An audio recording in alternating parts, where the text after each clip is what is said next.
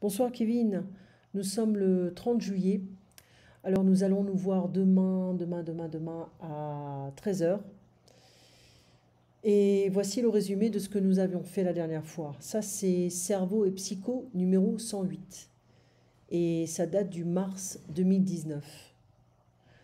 Les lois naturelles de l'alimentation. Alors ici, plus d'un Français sur deux est en surpoids, pas obèse, en surpoids. Et 15,7% sont obèses, d'après un suivi réalisé par l'INSERM en 2016. Qu'est-ce qui s'est passé? Comment en est-on arrivé là? Comment s'en sortir? Jamais les régimes n'ont été aussi nombreux, preuve de leur inefficacité. Loin de tout cela, notre dossier montre que notre cerveau est en réalité notre meilleur régulateur de poids. C'est lui qui, à l'écoute des besoins de notre corps, sait adapter sa prise alimentaire. Mais encore faut-il le laisser prendre correctement ces informations. Alors, c'est à cette fin que nous vous proposons de vous familiariser avec les mécanismes naturels de la satiété qui s'éduquent malgré tout, voire page 40, et d'apprendre à mieux connaître les voies de communication qui gèrent nos besoins à l'intérieur de notre corps. Nous avons aussi résumé les pièges qui se cachent jusque dans votre cuisine et les pentes glissantes de l'affect.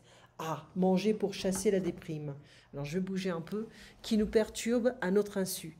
C'est seulement après avoir enlevé toutes ces perturbations artificielles que l'on voit poindre les lois naturelles de l'alimentation et que l'équilibre s'instaure presque sans effort. Donc en fait, il faut faire confiance à son cerveau. Alors je bouge un peu parce que je suis assise toute la journée. Je peux te dire que être assise sur cette chaise, c'est pas confortable.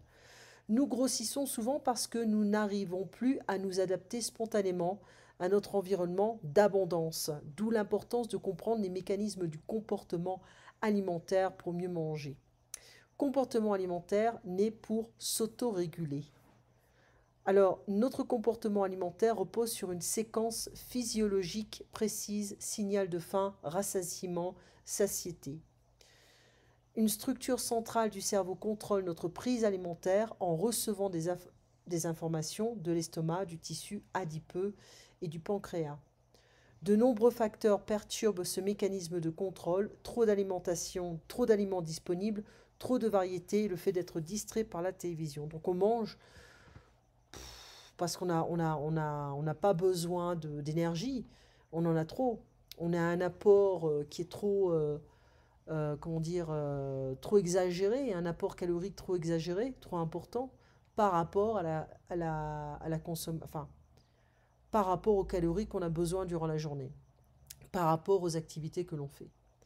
Alors, notre comportement alimentaire repose sur des mécanismes biologiques issus d'une adaptation à un environnement qui fut relativement stable durant de nombreux millénaires. Comme tout comportement, le cerveau en est l'opérateur, c'est lui qui dirige. Mais depuis quelques décennies, ces mécanismes doivent faire face à des changements de mode de vie qui perturbent cette adaptation dans le sens d'un déséquilibre énergétique. Les apports sont supérieurs aux dépenses. Cela conduit à un stockage d'énergie sous forme de graisse et à ce que certains nomment même une épidémie d'obésité. Quand les apports énergétiques sont supérieurs aux dépenses, on grossit, logiquement. Nous devons donc contrôler consciemment notre alimentation et mettre en place un relais cognitif, c'est-à-dire qu'il faut être conscient de ce qu'on fait. Pour échapper à cette sanction pondérale, cette prise de poids. Mais si nutrition et diététique sont nécessaires, analyser le fonctionnement et d'où vient notre comportement alimentaire pour éviter de verser dans une lutte perpétuelle avec notre organisme, parfois destructrice, notamment pour l'estime de soi. Ce comportement repose sur une séquence très précise dite prandiale. D'abord, il y a un signal de faim, le cerveau nous incite à prendre un repas, puis le mécanisme dit de rassasiement provoque progressivement l'arrêt de la consommation alimentaire. Enfin, il existe une période sans signal, dite de satiété, quand nous n'avons pas faim. Cette séquence définit le comportement alimentaire physiologique, voire l'encadrer ci-dessous. En fait, ce qui se passe, pour résumer un peu tout ce texte, on a la phase pré-prandiale, c'est avant le signal de faim. Ensuite, on a la phase où on mange, la phase prandiale. Ensuite, on a le rassasiement. On a une phase post-prandiale, c'est-à-dire qu'on n'a plus faim, c'est la satiété, et on recommence. La satiété arrive jusque-là, jusqu'au signal de faim. Donc on a 3 phases en fait. Voilà.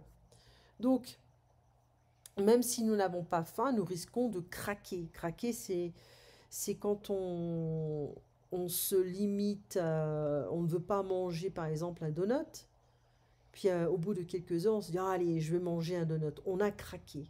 Voilà. De consommer des aliments très attrayants, déjouant ainsi les mécanismes naturels de notre comportement alimentaire. Ce sont des calories qui sont, comment dire, ce sont des calories, il n'y a pas de valeur nutritive, d'accord. Ensuite, bah, la distraction, l'ennui peut nous inciter à manger un peu plus, voilà. L'absence de motivation à manger, la satiété, on n'a pas vraiment envie, voilà. Ça nous empêche de manger. 17% des Français, des adultes français, sont obèses, ayant un indice de masse corporelle supérieur à 30. Donc il y a un surpoids et aussi l'obésité. Alors, c'est intéressant de parler de l'hypothalamus, qui est ces petites choses qui est à l'intérieur du cerveau. C'est vraiment le tableau de bord du cerveau. C'est lui qui va contrôler la prise alimentaire. Alors, il contient 2 populations de neurones, 2 types de neurones qui communiquent avec des structures cérébrales supérieures responsables du comportement alimentaire.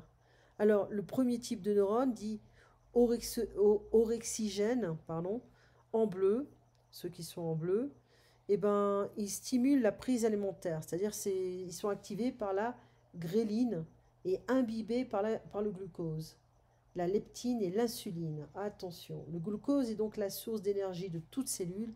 Il est présent dans le sang, les tissus, dans l'hypothalamus, et l'estomac sécrète la gréline en quantité d'autant plus élevée qu'il est vide. Le tissu adipeux produit de la leptine quand les réserves de graisse augmentent. Donc plus on a de graisse, plus on produit de leptine. Et le pancréas libère l'insuline quand la concentration sanguine de glucose augmente. Plus on a de sucre, plus on sécrète de l'insuline. Donc les deuxièmes types de neurones, dits anorexigènes en rouge, diminuent la prise alimentaire et sont activés par le glucose, la leptine, l'insuline. En outre, le nerf vague, on en a entendu parler beaucoup ces derniers temps, le nerf vague reliant l'estomac et les intestins au tronc cérébral, puis au noyau arqué, module la prise alimentaire. Voilà. Donc, nos émotions, nos envies ou le contexte influencent notre prise alimentaire. Voilà. Bon, je vois un petit peu en vitesse. Hein. Manger devant la télévision perturbe les mécanismes physiologiques qui permettent de nous sentir rassasiés, de sorte que nous mangeons davantage. Ne soyons pas discrets quand nous mangeons, prêtons-y attention et nous serons plus modérés. Alors, 10 pièges à éviter pour une alimentation naturelle. Le pire ennemi de votre alimentation est parfois votre propre chez vous. Déjouer les pièges du quotidien grâce aux études décrites par le neuroscientifique Michel Desmuget dans son ouvrage L'anti-régime, publié chez Belin en 2017. Je vais voir si je peux le trouver. Alors, utilisez des petites assiettes. Très bien. Placez la nourriture dans des endroits opaques, peu visibles, peu accessibles. Fuyez les nourritures light. Attention à l'effet boîte de chocolat. C'est numéro 4, ça. C'est numéro 4. C'est où numéro 4? Ah, voilà, ok. Ensuite, ne laissez pas les plats trop longtemps sur la table. Utilisez une liste de courses. Ne faites pas vos courses en ayant faim. Télé, radio, écran off. Quand on mange, pas d'écran, pas de télé, pas de radio. Dormez bien et suffisamment. Marchez, marchez. Voilà. On reviendra, hein. On reviendra là-dessus parce que c'est vraiment intéressant. Ne laissez pas vos émotions dicter votre alimentation. Le corps humain a ses propres mécanismes de régulation de l'alimentation. Pourquoi avons-nous parfois tant de mal à les maintenir en équilibre? Alors, là, je t'ai mis une petite transcription. Voilà.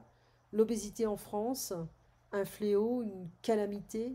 L'alimentation a changé en France depuis quelques années à cause des produits industriels et aussi les problèmes émotionnels et le stress.